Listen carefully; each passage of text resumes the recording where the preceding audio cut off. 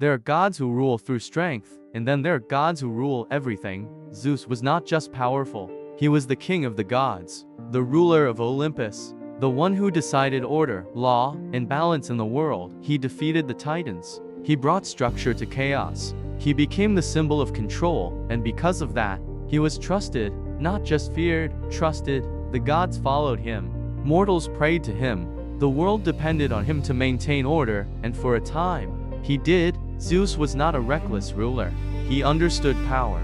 He understood responsibility. He knew that without control, everything could fall apart again. But power changes something, not immediately, not in a way you can see, but slowly. It shifts how someone sees the world, because when you are above everyone, rules start to feel different. They no longer feel like boundaries. They feel like suggestions, and for Zeus, this was the beginning. At first, it was small, decisions made without question, actions taken without explanation, moments where he chose what he wanted, instead of what was right, but no one challenged him, because who could? He was Zeus, the king of the gods, and when no one questions you, you stop questioning yourself. This is where trust becomes dangerous, because trust assumes that someone will do the right thing, even when they don't have to. But Zeus did not always choose that. There were moments when his desires became stronger than his responsibility.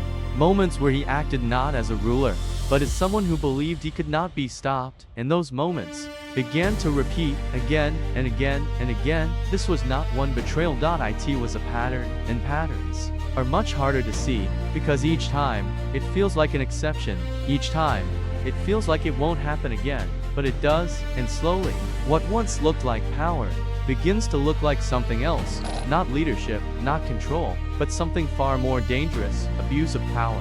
And the worst part, it doesn't destroy everything at once. It breaks things over time, quietly, piece by piece, until the trust that once held everything together no longer exists, and by the time anyone realizes it, it's already too late. Power does not corrupt instantly. It changes behavior in small ways. First, at the beginning, Zeus still carried the image of a ruler. He made decisions, protected order, and maintained control.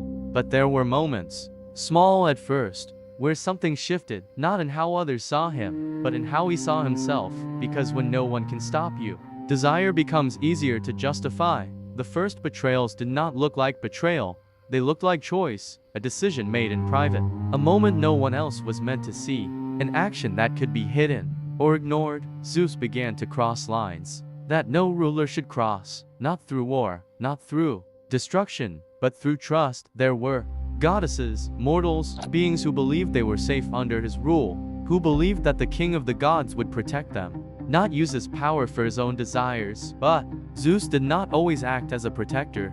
He acted as someone who knew he would not be challenged, and that changed everything, because betrayal is not only about enemies. It is about breaking expectations, breaking trust, and Zeus did this in ways that were quiet, but far-reaching. He would appear in forms that were not his own, not as a god, but as something else, something that allowed him to approach without fear, without resistance, without consequence, a stranger, a familiar face, even something harmless. These were not acts of strength, they were acts of control, and the people affected by them could not fight back. This is what made it so dangerous, because when power is used this way, it creates something deeper than fear. It creates silence. Who could speak against him? Who could accuse the king of the gods? Who would be believed?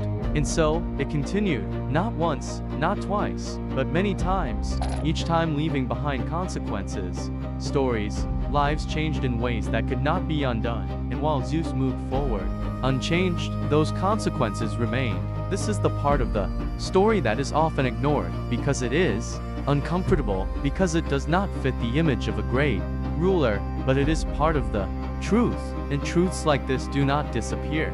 Just because they are not spoken, they stay, they build, and eventually, they return, because betrayal, when repeated, does not stay hidden forever. It becomes visible, not all at once, but enough for others to notice, enough for doubt to grow, enough for the idea of trust to begin breaking. And when that happens, even a king is not untouchable anymore.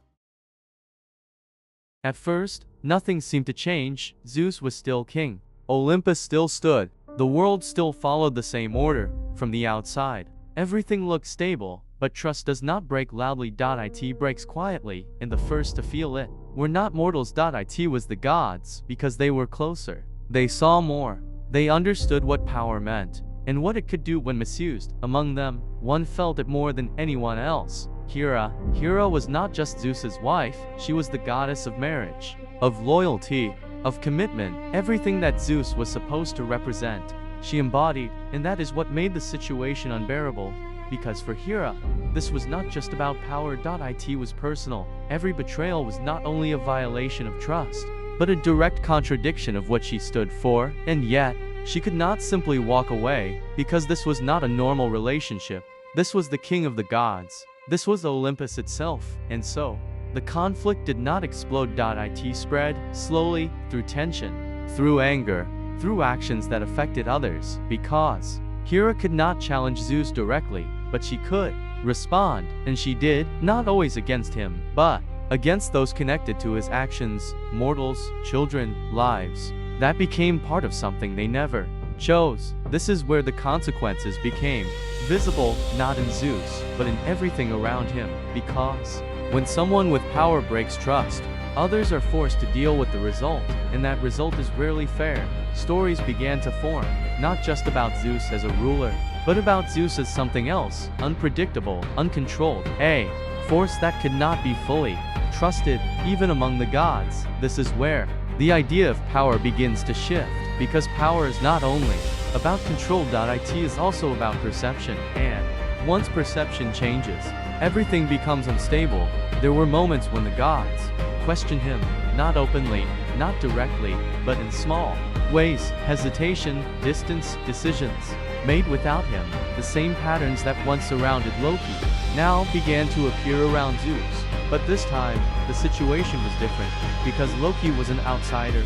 Zeus was the center of everything. If trust in him collapsed, it would not just affect relationships. It would affect the entire order of the world. And that is what made this so dangerous, because the system itself depended on him. And yet, he was the one weakening it. This is the paradox of power. The stronger someone becomes, the more damage they can cause, not only through action, but through behavior, through choices, through patterns that repeat until they become impossible to ignore. And by this point, it was impossible to ignore. The trust was no longer breaking. It was already broken. But no one had said it out loud, because saying it would change everything. There are moments when everything could still change. Moments when someone can stop, reflect, choose a different path. But those moments do not last forever. And if they are ignored long enough, they disappear. By the time the consequences of Zeus's actions became clear, it was no longer about a single mistake. It was not about one decision that could be undone. It was about a pattern that had repeated so many times, that it had become part of who he was. And that is what makes this story different from the others. Loki chose betrayal. Hera started conflict. Moros represents the end. But Zeus lived in between all of that. He was the one who could have maintained balance. And instead, he slowly broke it. Not in a single moment, but over time. This is what makes this story uncomfortable, because there is no clear turning point. No single action you can point to and say, that's when everything went wrong. Instead, it is a series of choices. Small ones, repeated ones, ones that felt insignificant at the time. But together, they changed everything. The world did not collapse because of Zeus. Olympus did not fall overnight, but something else did. The idea of trust and power. Because once people begin to question whether a ruler will act in their best interest, that ruler loses something more important than strength. They lose legitimacy. And without that, power becomes unstable. Zeus remained king. That part did not change, but the meaning of his rule did. It was no longer based on trust. It was based on position, on authority, on the fact that no one could easily replace him. And that is a very different kind of power, because it is not supported, it is endured.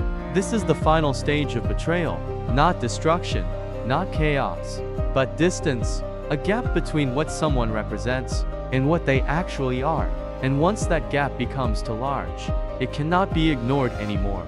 Even if nothing visibly breaks, everything has already changed. This is what Zeus leaves behind, not a single tragedy, not one moment of collapse, but something quieter, something that lasts longer.